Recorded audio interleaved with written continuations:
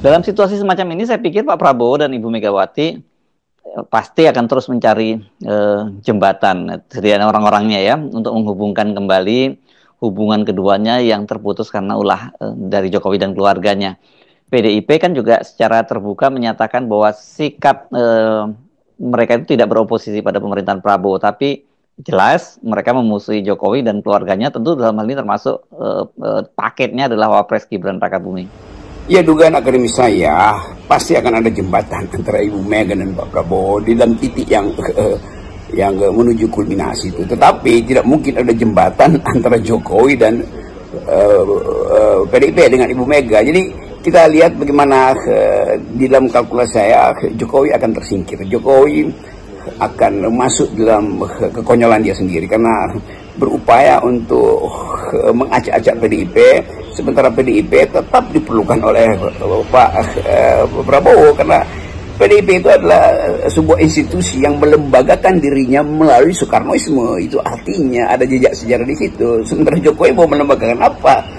Salah satu lembaga kekuasaan Pak Jokowi adalah Mahkamah Konstitusi yang ke dalamnya dia tidak lagi punya akses kan, atau bukan lembaga Mahkamah Konstitusi ya, iparnya dia yang tidak akses. Itu juga sangat personal. Jadi Pak Gibran sebagai wakil presiden juga ada dalam kecemasan yang sama, dan mungkin beliau bingung ini bagaimana caranya. Dia pada satu sisi secara formal adalah wakil presiden, tetapi pada sisi yang lain dia tetap diindikasikan, dibayang-bayangi terus oleh spekter ya yang namanya Mulyono kan.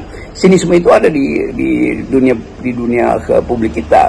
Sementara Ibu Mega merasa bahwa ya silahkan aja mau goyang, toh partai ini sudah berkali-kali diupayakan digoyang sejak zaman Orde Baru, tapi terus melenggang mayoritas di DPR. Artinya dia punya akar sejarah yang kuat. Kalau akarnya nggak kuat ya udah pasti dari awal udah patah ranting-ranting. Tapi justru dengan akar itu dimungkinkan kita bikin semacam prediksi aja bahwa stabilitas itu mesti dihasilkan oleh semacam sebut aja hidden agenda atau agenda yang masih terselubung, masih tersembunyi antara Presiden Prabowo dan Ibu Mega kan.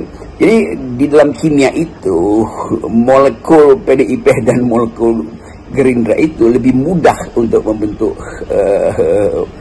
sebut aja komposit baru ketimbang molekul antara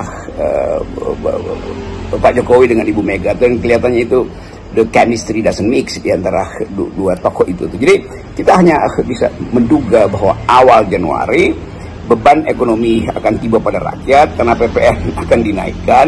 Beban politik juga akan tiba pada Presiden Prabowo karena harus menyaksikan ketegangan politik antara Pak Jokowi dengan Ibu Mega, dan beban-beban sosial masih akan